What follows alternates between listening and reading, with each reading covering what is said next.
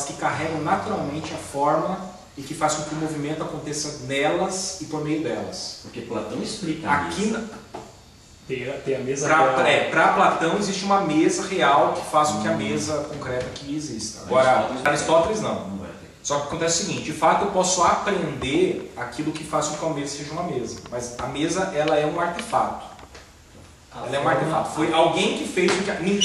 A mesa dada à própria natureza, ela jamais vai se tornar mesa. Ou seja, ela não tem um princípio de movimento formal que torne ela mesa. Não é disso que Aristóteles trata. Oi? Não existe nada potencial que a faça... Não. Na verdade, você que introduz... Você é a causa eficiente da mesa se tornar mesa. A forma é a matéria-prima. Não. A forma está na matéria-prima. Fabricou a mesa. É isso. O princípio. Ou até antes disso. Ou até antes da matéria-prima, que é a semente da árvore. Até antes disso está... O que nós temos aqui? Aqui nós temos uma árvore que foi mexida. Aqui nós temos aqui uma árvore que foi transformada. Ou seja, houve um movimento de árvore para mesa. Agora, esse movimento de árvore para mesa, ela não se deve a uma causa final, a saber, uma forma contida na árvore que faz com que a árvore se transforme em mesa. O que faz com que esse movimento aconteça é uma outra causa, mas essa já é uma causa eficiente. É a ação tua operando em cima da matéria que foi extraída da madeira, tendo em si uma determinada forma intelectual que faz com que, então, quase que inspirado por aquela forma intelectual, a mesa, então, seja construída a partir da matéria que você tirou da árvore. Então você é a causa eficiente, que se apropria da matéria que foi tirada da árvore, que lança a mão de uma determinada forma intelectual que está presente na tua mente, e não na mesa, e que faz com que, então, você fabrique a mesa. Agora a pergunta é, como é que essa forma intelectual veio para mim? Aí é um ponto nebuloso. A gente pode interpretar o seguinte, de que de fato é na conjugação das formas que estão presentes na natureza, daí veio o primeiro movimento de saber, de conhecer. Ou seja, em algum momento da história da humanidade não existia mesa. O que fez com que a mesa existisse? Na operação intelectual de conjugação das verdadeiras formas que foram inteligidas a partir do contato com a realidade, na conjugação do movimento de operação do intelecto, é que o intelecto produziu uma forma chamada mesa, que não existe em lugar nenhum. Eu posso então dizer... Para Platão existe em algum lugar, mas para Aristóteles não. E é nessa operação do intelecto, então, que o homem, inspirado por essa conjugação do intelecto, é que ele se apropria da matéria, que é a madeira, da árvore. Então ele se torna a causa eficiente, pegando aquela matéria, inspirado por essa forma, que foi uma conjugação intelectual de outras formas, é que ele fez com que isso se tornasse aquilo que nós chamamos de mesa. Então o realismo não explica toda a realidade, porque fica assim, a forma do abacateiro está presente na semente. Sim. Então está presente no particular. Agora, a forma da mesa não está presente nela, está presente no indivíduo. Então, isso que eu ia perguntar, se há um paralelo entre a forma natural sensitiva numa versão intelectual. A forma intelectual é um outro universo igual, paralelo, de forma, causa e efeito. Aí o realismo puro, né, ele não explica a realidade completa, porque eu não vivo num universo só de coisas dadas, eu vivo num universo de coisas construídas também. Não, ele explica na medida que ele faz o seguinte, Marcos. Na verdade, o que é que fez com que você construísse alguma coisa que não existia? Você, no final das contas, você conjuga a partir daquilo que foi dado pela realidade. Alguma coisa então, assim, é na conjugação de elementos que foram conjugados na realidade. Isso aqui é uma árvore, isso aqui é uma forma atualizada de uma árvore que eu transformei. Isso aqui, na verdade, não é uma forma não é mais árvore.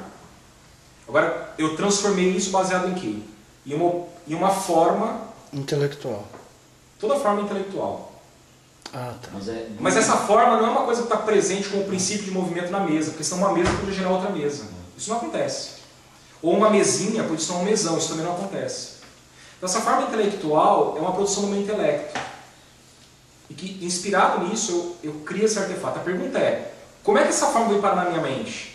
Isso é uma conjugação do meu intelecto, uma operação do meu intelecto. Não é da observação. Não existe uma mesa. Em algum momento eu preciso inventar a mesa. É uma Agora, criação. é interessante porque, assim, de alguma maneira existe a forma mesa. Talvez Mas não seja a verdade. da é uma necessidade. Forma de conjugação do intelecto, que na medida que eu construo a mesa, agora eu posso identificar a partir do artefato a forma mesa. Mas ela não é uma forma natural. Entende? Ela vem da necessidade. Mas é que explica aí que a fabricação pode ser do na frente. artefato para me satisfazer uma necessidade. Platão pode ser na frente. Como é que se explica isso em Platão não Aristóteles? existe. Oi? Como é que explica em Aristóteles a necessidade de fabricar um artefato para atender uma necessidade minha? Sem ver anteriormente nada, não está nada no meu intelecto essa mesa, mas eu mentalizo. É o primeiro. Você disse absolutamente tudo. A tua pergunta compõe a resposta. Por quê? Aristóteles é um realista. Então você tem uma necessidade real. Existe alguma potência em você que precisa ser atualizada. Tem o desejo de ser atualizada. Para você atualizar essa potência, você pode criar tecnologias para aprimorar essa atualização. Para final de contas, você foi movido por um movimento que está presente em você, enquanto matéria e forma, que você é isso, e que faz com que então você construa outros elementos à tua volta por uma necessidade que é natural tua. Então, na verdade, você tem uma... O que é que causou a mesa?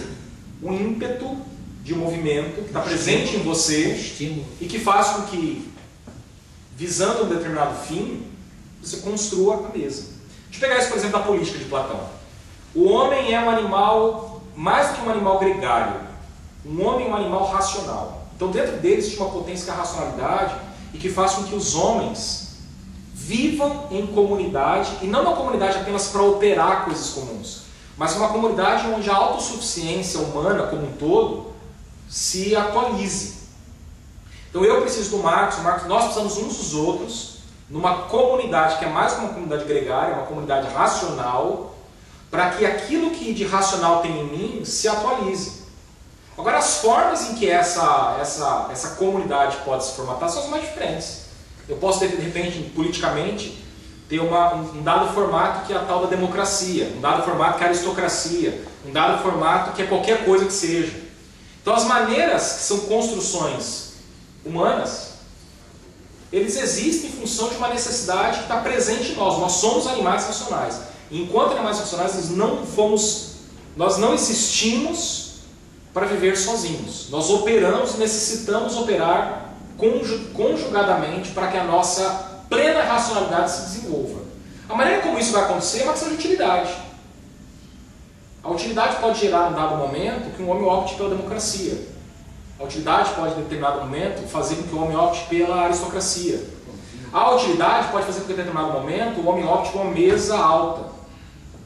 Numa outra comunidade, uma mesa baixa. Numa outra comunidade, nem mesa, no chão.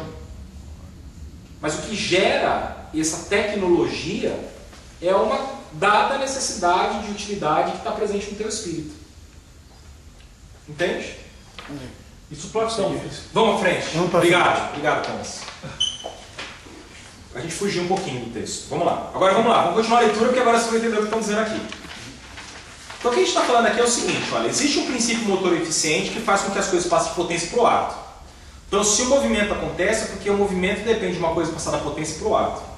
Então a gente está na metade desse parágrafo aqui que diz o seguinte, mais ou menos na linha 18 aí.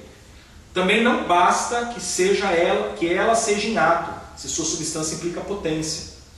De fato, nesse caso, poderia não haver um movimento eterno, porque é possível que o que é em potência não passe ao ato. É possível. Que é o caso do intelecto, por exemplo, que a gente viu. Portanto, é necessário que haja um princípio cuja substância seja o próprio ato. Assim também é necessário que essas substâncias sejam privadas de matéria, porque devem ser eternas. Se é que existe algo de eterno, portanto deve ser em ato. Agora ficou Ou fácil. seja, fica fácil de entender. Porque assim, se as coisas na verdade estão se movimentando, é porque existe alguma coisa que em ato puxa esse movimento. É o tal do chinês. O cara só pode aprender o chinês se alguém sabe o chinês em ato e aí atualiza. Então é necessário, e aqui é uma crítica ao platonismo que eu não tenho como desenvolver, mas o que Aristóteles está falando é que é necessário que haja alguma coisa em ato. Só que aquilo que existe em ato pode ter aquelas coisas que existem em ato que implica potência. Então você está atualizado, mas você implicou potência. Ora, se você tem uma coisa que implica potência e que se tornou em ato, é porque na mesma linguagem lá do chinês, existe alguma coisa em ato que fez com que a potência passasse para o ato. Então é necessário, em absoluto, para que o movimento, em última análise, aconteça, que haja um ato, que é um ato puro, que é um ato não potência, que seja a razão das coisas que são atualizadas, ou seja, em algum momento sejam um ato, mas em dado momento foram potência, para que elas se tornassem potência para ato, é necessário que um ato puro as convoque para essa atualização, as mova para essa atualização. Então o que Aristóteles está falando é o seguinte: para que você tenha movimento é necessário que você tenha ato, mas existem coisas que são ato e que implicam potência. O caso do homem adulto, ele é ato, homem, atualizado, mas em dado momento ele implicou potência. Mas para que a gente haja um movimento, uma causa elementar de movimento, é necessário que essa causa então seja ato puro, que não implique potência. E na medida que não implica potência, ele também não implica matéria. Porque só matéria que está sujeita no caso do mundo sublunar, da geração e corrupção. No caso do mundo supralunar, está sujeito a passagem de um estado para outro.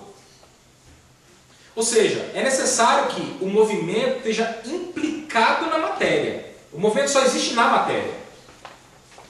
Se existe alguma coisa que é ato puro, e que nesse sentido ele é a causa de movimento, mas ele mesmo não está sendo movido por nada, porque ele é ato puro, então esse ato puro não pode ter matéria. Ele tem que ser alguma coisa completamente suprassensível. Nesse sentido espiritual, imaterial. O que a gente está definindo o Deus de Aristóteles. Ele então agora é ato puro. Necessariamente então ele é imaterial. Necessariamente ele não se move. Porque para você se mover, você precisa ter algum princípio de movimento dentro de si. E nesse sentido, para alguma coisa se mover, ele tem que passar da potência para o ato. Se ele já é ato, ele não tem para que atualizar. Ele é o ato, e o movimento não acontece nele. O ato Nele o movimento não final acontece. perfeito máximo. É máximo. O que te move a comer? Um desejo de suprir a tua fome. E a fome passar da fome para a saciedade. Isso te move para uma fruta. Que faz com que você coma a fruta. Então existe um princípio de atualização que está governando o movimento. Agora, se você tem alguém que é ato puro, você não pode ter nele movimento. Porque não tem nada. Ele não tem necessidade de nada. Você tem necessidade de comer. O ato puro não tem necessidade de nada. Então, se ele não tem necessidade de nada, ele não deseja nada. Ele não almeja nada. Então, ele não se move. Você só se move porque você tem necessidade de alguma coisa lhe falta. É a ideia do potência para o ato. Algo lhe falta. E você precisa ser preenchido daquilo que lhe falta. É isso que faz com que você se mova. Agora, o ato puro, de nada necessita. De nada precisa. Ele é o que ele é plenamente. Sem movimento, sem necessidade de atualizar nada. Por isso que ele é ato puro, é imaterial, porque se ele fosse material, ele estava sujeito também a movimento. Então ele não pode ser material. Então ele é ato puro,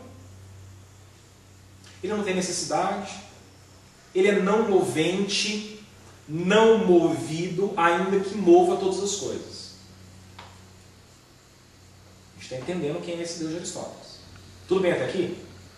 Você vai me perguntar, mas como é que alguém pode mover alguma coisa se ele não tem um princípio de movimento dentro dele? É aqui que o texto vai avançar. Porque Aristóteles precisa explicar isso. Como é que, por exemplo, se esse ser imóvel é a causa do movimento da bomba da Celeste e essa, por sua vez, é a causa do movimento das coisas sublunares, a pergunta é, como é que esse ser imóvel pode mover?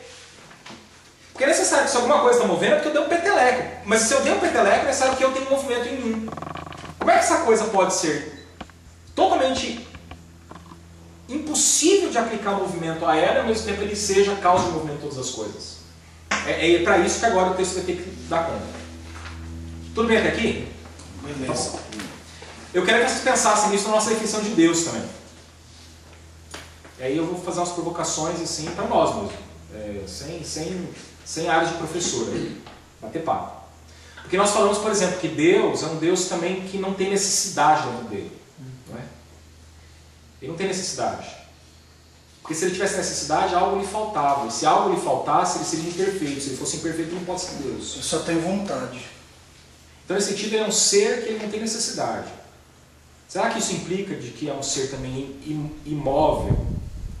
Será que isso implica? Por exemplo, falar de um Deus que é imutável implica em falar de que é um Deus não movente, não movido, imóvel, que imutabilidade implica em imobilidade. E a pergunta é, se Deus tem movimento, o que é que move esse movimento? O que é que faz que esse movimento aconteça? Porque para ter movimento você precisa ter carência. E se você tiver carência, você não tem Deus, porque você tem a imperfeição estabelecida. Esse é um impasse filosófico grave, mas que, na minha opinião, está posto a nossa maneira de pensar Deus. A nossa maneira de pensar Deus é uma maneira de pensar filosófica. Ainda que o material seja a revelação, nossa maneira de pensar Deus no nosso teologia sistemática, a estrutura de pensamento dele, nossa, é governada pela filosofia.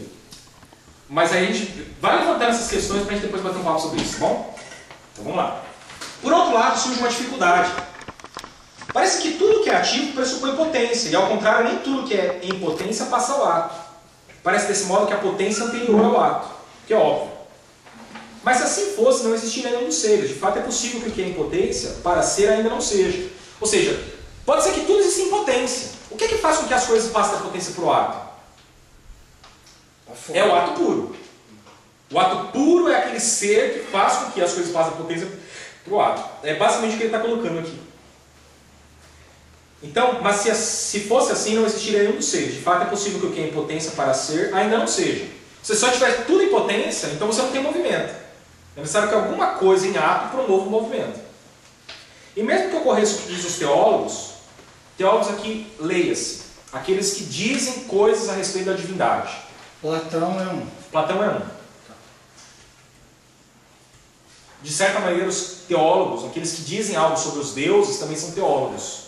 Eles dizem coisas com respeito às divindades. São teístas, na verdade, né? Eles são teólogos. Eles falam a respeito do divino.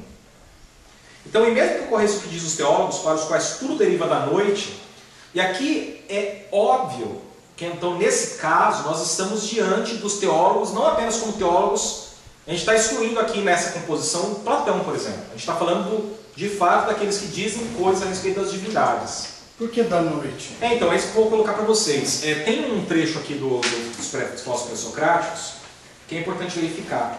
Que a questão da noite explica a maneira como os antigos encaravam a construção de tudo que existe. Para eles, a noite era a causa do universo. Então, tudo deriva a partir da noite. Então, quando Aristóteles fala aqui de teólogos que acreditavam que tudo deriva da noite, ele está falando a respeito de uma determinada maneira de ver o cosmos. Ou seja, ele está falando de cosmogonias antes dos filósofos. Então, algumas cosmogonias diziam, vocês sabem, por exemplo, os babilônios acreditavam de que uma determinada divindade então chocou nas águas, e daí alguns mais liberais querem dizer que Moisés se apropriou disso para lançar Gênesis 1:2, não é? Como é que chamava? O Espírito de Deus chocava nas águas. Porque de fato a gente tem presente isso na tradição babilônica. Mas o fato é que nós temos cosmogonias, ou seja, explicações de como o cosmos veio existir. Então aqui só para vocês notarem. Derivação a partir da noite. Damácio, no Excerto 16, declarava que, segundo Eudemo, a teologia atribuída a Orfeu fez da noite a origem das coisas. Então, de acordo com as Rapsódias, a noite era filha de Fanes, e esse descendente de Cronos. Foram-lhe concedidos por Fanes poderes proféticos. Sucedeu-lhe como governante, parece que de uma maneira ou de outra, deu à luz, pela segunda vez, Gaia e Urano. O caráter secundário e repetido dessa produção do céu e da terra, e a evidente intenção de converter Fanes em criador definitivo do mundo, sugerem que a prioridade cosmogônica da noite, distinta da sua posição incontestável como figura veneranda entre os deuses, é nesse caso principalmente o resultado do caráter derivativo e sincrético da teogonia órfica. Ou seja, na teogonia de Orfeu, ou seja, na maneira de Orfeu conceber a origem do mundo, a noite então é essa divindade que vai se conjugando com poderes concedidos contra as divindades para que em dado momento alguém tenha condições, um demiurgo tenha condições de promover o cosmos, de gerar o cosmos. Então é nesse sentido que é provável que Aristóteles esteja remetendo a esse tipo de teologia. Tudo bem? Essas teologias pré-filosóficas que atribuíam a determinadas entidades divinas, como a noite, a prioridade da origem do cosmos. Tá bom? Eu vou passar aqui, se vocês quiserem olhar o trecho que eu estou olhando aqui, tá bom? Deu pra A entender. noite é um estado, não é um deus. A noite, nesse caso, é um deus. É um deus? Ela é filha de Fanes. Ah, tá. É uma divindade. Então vamos voltar aqui. E mesmo que ocorresse o que diz os teólogos para os quais tudo deriva da noite, então para os teólogos, a noite é aquilo que primordialmente gerou o cosmos. Ou como dizem os físicos, que sustentam que todas as coisas estavam juntas, chegaremos à mesma possibilidade, ou seja, tem que ter uma causa incausada Para as próprias que promova tudo isso. Porque não adianta você falar assim a noite, a pergunta é Essas quem coisas criou a são noite? causas, é. Não adianta falar, tudo veio de coisas juntas. A pergunta é, o que é que fez com que essas coisas estivessem juntas? Elas Então também tudo são precisa, tudo remete a uma necessidade que é atribuir uma causa primeira de tudo. Sempre volta, né? Sempre volta. A pergunta é, isso tem que parar. Não adianta. A teologia, o que a história está falando é o seguinte, a teologia não deu resposta nenhuma. Só voltou um passo para Só trás. voltou um passo. A pergunta é, eu não posso recuar um passo atrás ainda? Os físicos igualmente, a pessoa está falando. Os físicos atribuem um dado momento em que tudo estava junto. Mas a pergunta é, o que é que causou com que as coisas estavam juntas e se separassem, por exemplo? Isso E permanece. se dispersassem e tornassem o cosmos do jeito que está? As teorias evolucionistas Permanece. voltam num lugar que dali É o não mesmo sai. problema. É. E o que Olha, a pessoa está o cara falando? notou isso Necessário aqui, ó. que isso seja regulado na causa primeira. Essa causa primeira deve ser Deus. E perceba que esse deve é no sentido de necessidade. Para Aristóteles? Precisa ser Deus. Então aqui tem Deus. Aqui tem Deus. Ele está argumentando de que essa causa primeira, originadora de todos os movimentos, Tudo que fez com que tudo existisse, é Deus. Toda essa argumentação é para É chegar, para chegar à no Deus necessidade de imutável, uma causa primeira, não movido. que é ato puro, que é não movida, mas que move todas as coisas. Agora fez sentido. Tudo bem? Ele está elaborando a necessidade de uma causa primeira, que é ato puro, não movida,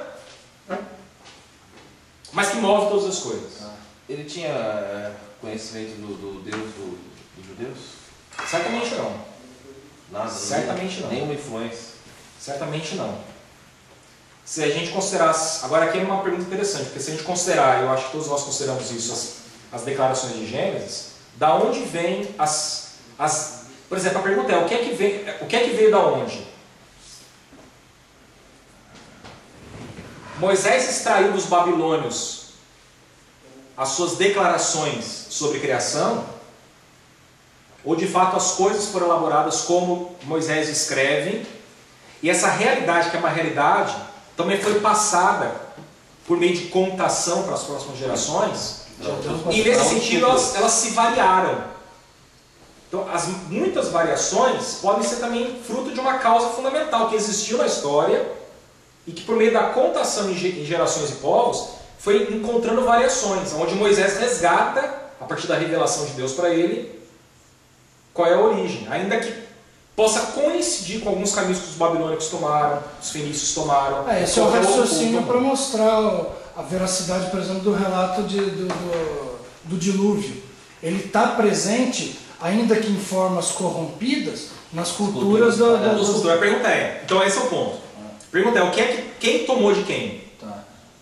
Moisés se apropriou disso, ou essas histórias se apropriaram de um evento real, ainda que remontando milênios antes, e que foi passando por meio da contação para os povos e para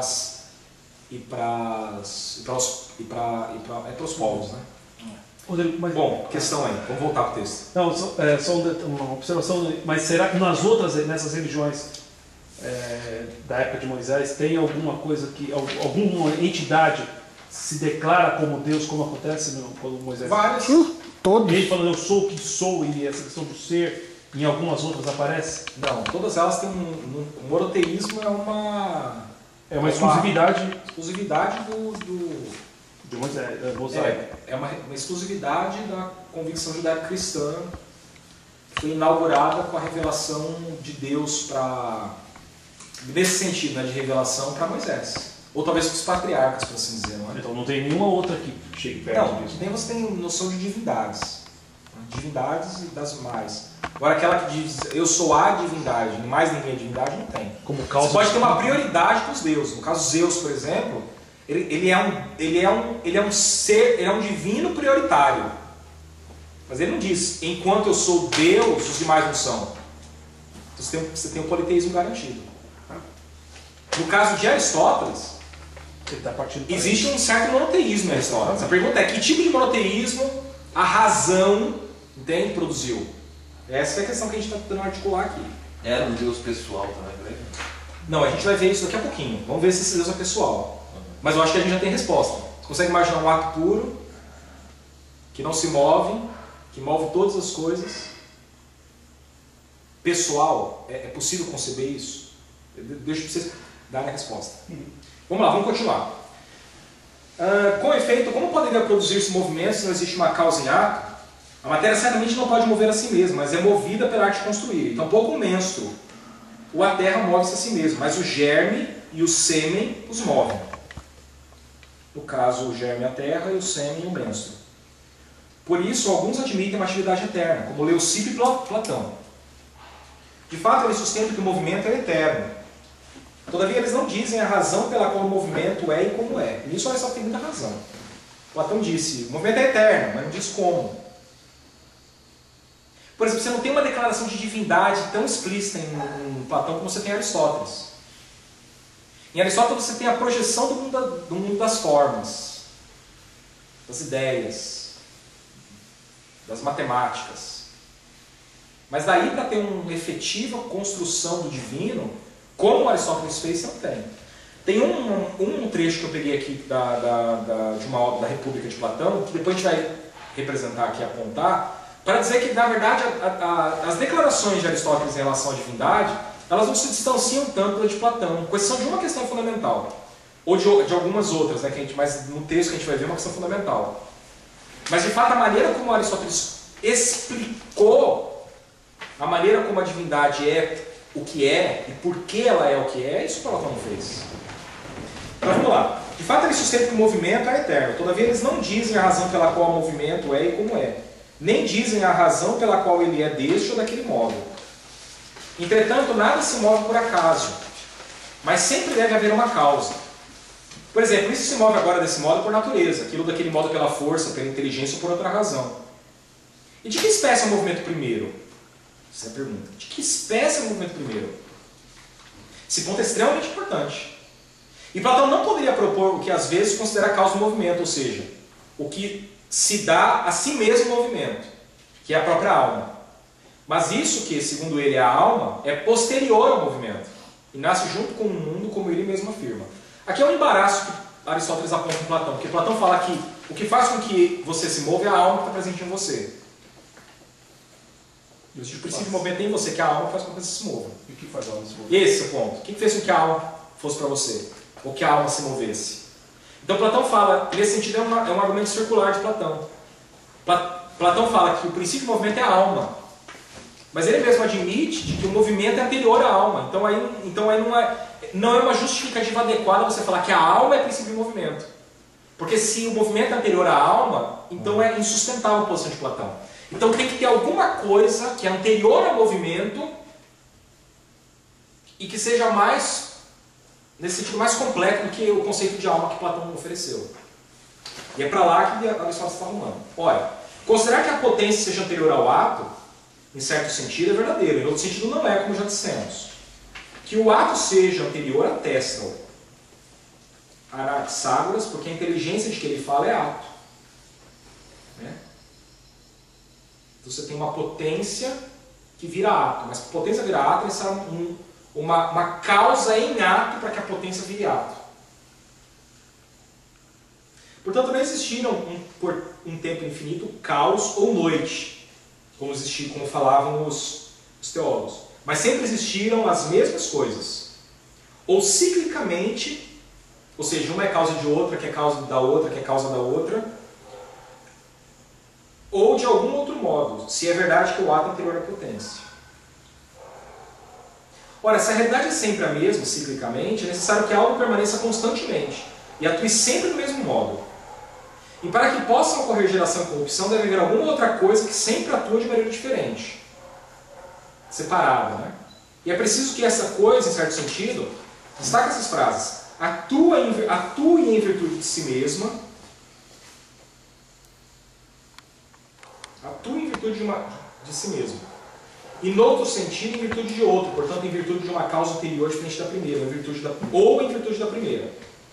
Mas é necessário que seja em virtude da primeira. Então, grife isso aí, mas é necessário que seja em virtude da primeira. Porque, por sua vez, a primeira seria a causa de uma e da outra. Porque ele está falando o seguinte, uma coisa pode ter causa. Ele pode ter uma causa que é uma outra, mas essa outra causa pode ter uma causa que, nesse sentido, pode ser causa, em alguma medida comum, dessa e daquela. Então, dizer que alguma coisa tem uma causa é dizer de dois modos. Que tem uma causa imediata, ou uma causa que é a causa de tudo que existe, que é a causa primeira. Então, portanto, é melhor a primeira.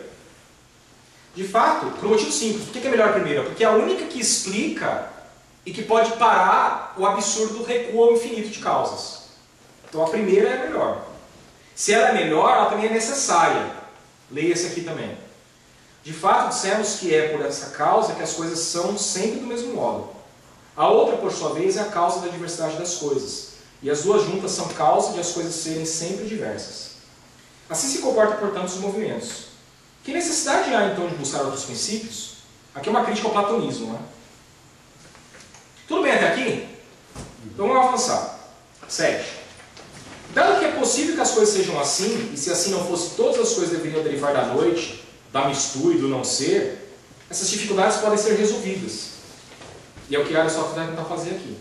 Existe algo que sempre se move continuamente, e é um movimento circular. E isso é evidentemente não só para o raciocínio, mas também como um fato. De modo que o primeiro céu deve ser eterno.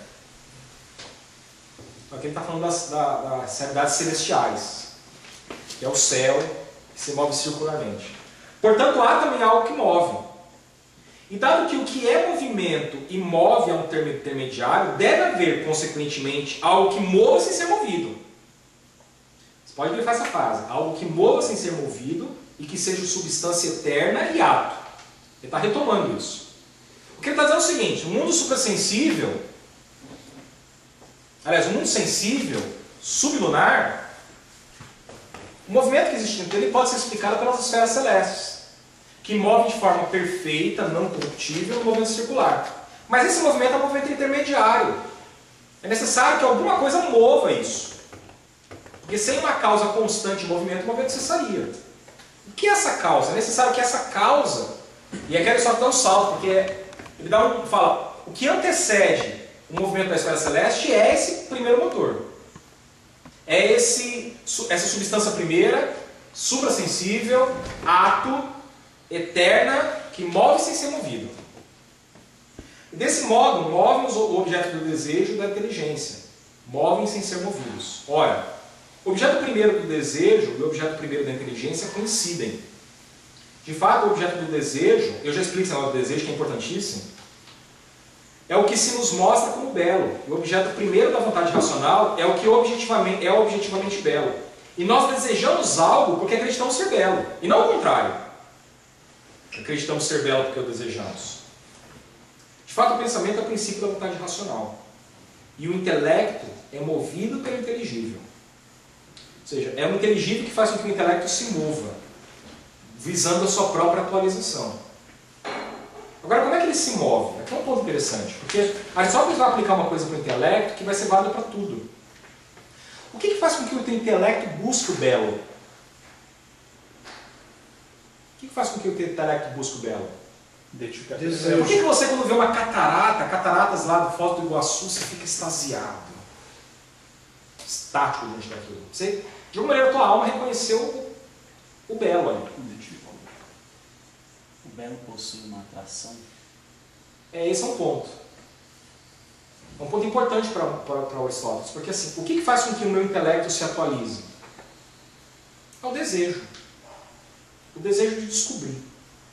O desejo de encontrar uma coisa e se admirar com ela. E aí o meu espírito reconhece aquilo como uma coisa extasiante nova. O meu intelecto se move para adquirir aquilo.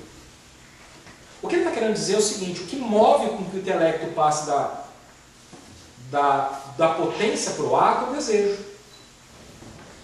E tudo bem, isso aí é absolutamente evidente entre nós. Cada um daqui tem informação. De alguma maneira, o que moveu a nossa formação é o desejo. Nós desejamos atualizar nossa inteligência de dada maneira. Então, um vai ser engenheiro, o outro médico, o outro qualquer outra coisa. Mas o que subjaz por trás desse movimento que governou o teu intelecto para, em determinadas áreas, passar da potência para o ato, é uma coisa fundamental, o desejo. Desejo de procurar ser o belo. O desejo, nesse caso, o desejo de compreender o belo. Eu vi o belo. O que é o belo? Quando você começou a indagar nisso, teu intelecto está começando a se atualizar. Ele está investigando uma coisa surpreendente, estúpida, que o admirou. O que é o belo? Pronto. O desejo gerou um movimento que é agora difícil de parar na alma, que é o desejo de compreender o que é o belo. O que eu quero que a gente entenda é o seguinte: o que move o intelecto é o desejo. Essa questão do desejo vai ser fundamental, porque parece que o que Aristóteles está dizendo aqui, na verdade aqui não está tão claro, vai ter outras partes de Aristóteles que vai ficar muito claro isso, mas é assim. É o jeito de Aristóteles explicar como é que uma coisa move sem ser movida.